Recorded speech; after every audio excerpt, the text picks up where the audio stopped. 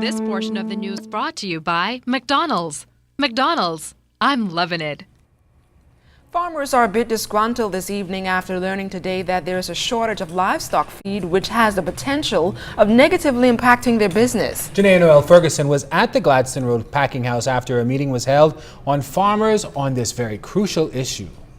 Alexander Nairn was just one of the 25 farmers that met at the packing house on Gladstone Road Thursday to voice their concerns on the apparent shortage of livestock feed in the country. What it means now that we got to find some other alternative now, since the government don't have the funds to purchase the feed for the farmers.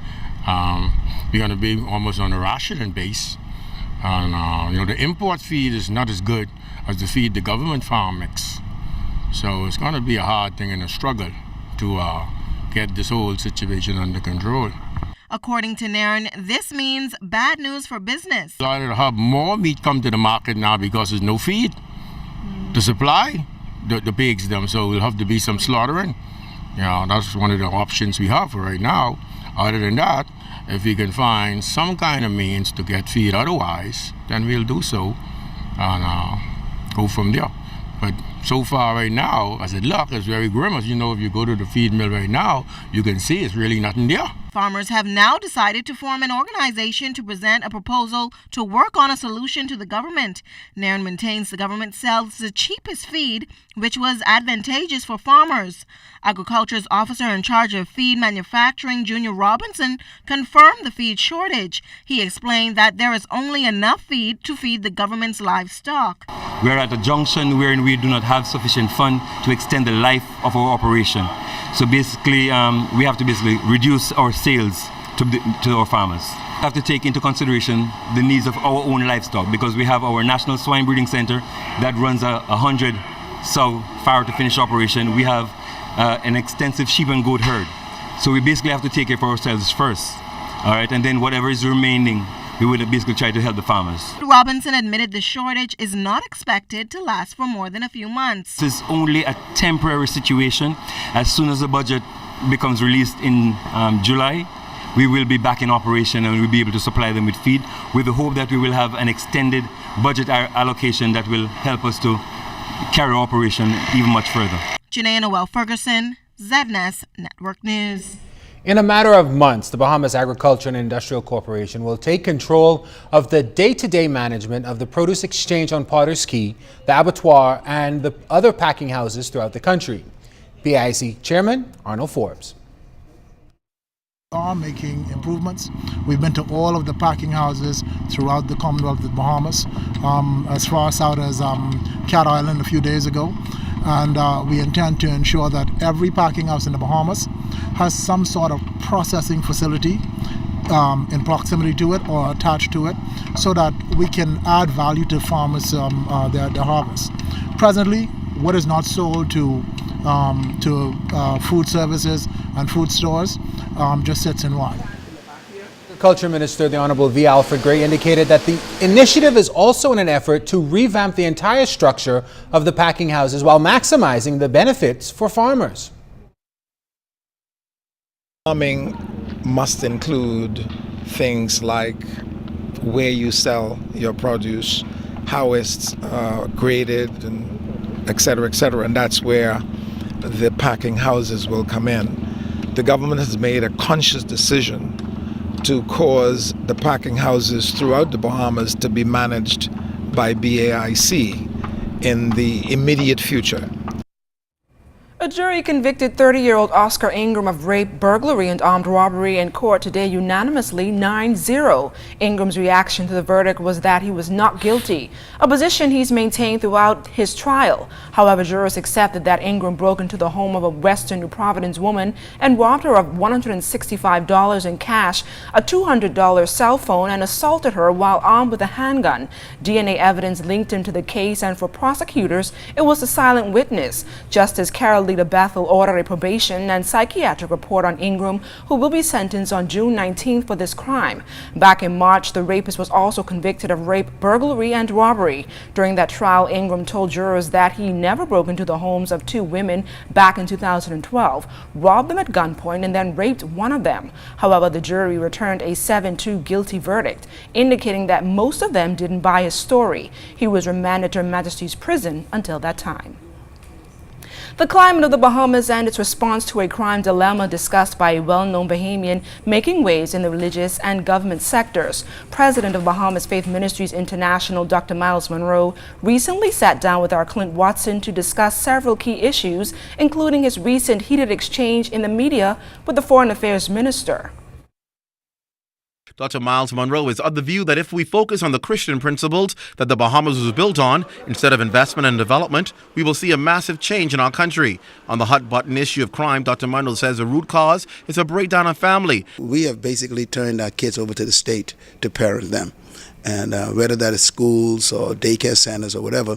And so we have a breakdown in the nuclear family, and that is having an effect in our social environment. A multi-pronged approach is what the best-selling author is recommending to tackle the issue, citing that criminals are our children, which also means we produce criminals. And despite coming under fire recently, Dr. Monroe believes the church has done a great job. I think when we attack something as important as the church, we're really attacking the fabric of the Bahamas, because the church historically have held our communities together. It has also been a major role play in education, even in our civil rights progress, in our freedoms from oppression. The church has been the bedrock. And I'm concerned when I hear leaders in our country even begin to talk negatively about the church or even discard the church. I think it's very serious, because every organization in this world has a defect. The reason is because it's run by humans. That includes the church. Dr. Monroe, who has used his expertise to help governments from various nations, says he always stands available to assist his country if he is called on. I would be happy to work with the government, any agency in the Bahamas. And it's a privilege for me to serve those nations around the world. But my greatest love is my own country. Reflecting on his recent public exchange with Foreign Affairs Minister Fred Mitchell, Dr. Monroe is concerned about people's perspective of what he was trying to accomplish. Defending his stance, he says his concern was to warn that personal agendas should not conflict with public policy. But he has issue with the attack launched against him by the minister. I was very disappointed in the response and the wording of a foreign minister. I think as a diplomat, every word you speak is critical. And so there should be some decorum in the way you speak, because you represent the foreign image of a country. And even if you speak locally, you're still an ambassador. So an ambassador has a protocol, they have a language, they have a certain area that they must protect. And when you violate that, I think you lose respect among people. Clint Watson, ZNS Network News. Minister of State for Finance Michael Halkidas clarified today that the government has not moved to increase the salaries of members of parliament, but the suggestion has been given to a committee that is reviewing the enumeration for judges to review salaries for MPs at the same time. The state finance minister did not want public confusion on the issue, but said that the pay for MPs has gone unchanged for years. He also commented on the consideration of a new parliament building, which he admitted is greatly needed, but that may not happen during the upcoming budget year. There's no way, in my opinion, you can get a new building in this term anyhow, because you have to identify land, you have to do drawings and all of those things, and you have to do construction. But I think it's just to sensitize the public that this is where your national business is being conducted. It's a national symbol. We need to address this issue at some point. So it's not a case yesterday of suggesting increases. The suggestion as it relates to salaries was for any review to be referred to a committee that is headed by retired Justice Joseph Strawn, who is reviewing the remuneration, he had a committee reviewing the remuneration of judges, and they're doing some further work now, and the suggestion was that while they're doing that, they can also look at MPs. Still to come, a major celebration by a local church. You're watching the Bahamas Tonight.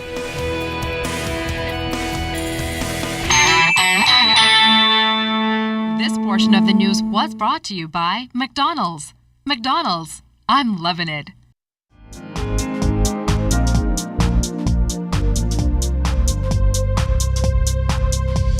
This is your Royal Fidelity Business News. I'm Jimenita Swain.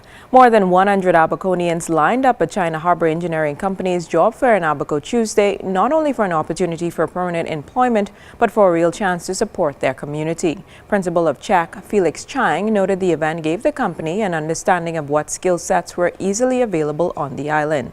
CHEC has extended the time for applicants who were not able to bring all of the required documents to the job fair. Applicants with incomplete applications have up to 2 weeks to submit them to the Island Administrator's Office in North Abaco. In other business news, officials from the Bahamas Hotel and Tourism Association expressing relief over the delay of the implementation of value-added tax, or VAT. BHCA President Stuart Bowe said the organization welcomes the delay, which will allow adequate time for the public and private sectors to do the planning, training, and operational conversations necessary. A recent BHCA survey also revealed that only 22% of respondents understood how VAT really works. And in international business news, U.S. fast food workers have joined counterparts in Indonesia, France, and Brazil to stage a global walkout in protest of wages and working conditions. Organizers planned 230 protests in 33 countries. Fast food workers and labor organizers have been protesting at what they call abusive employment practices since late 2012.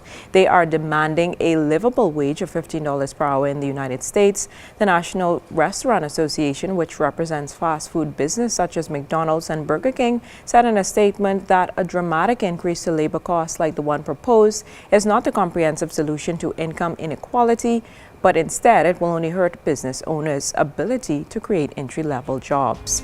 That was your Royal Fidelity Business News. I'm Jimenita Swain.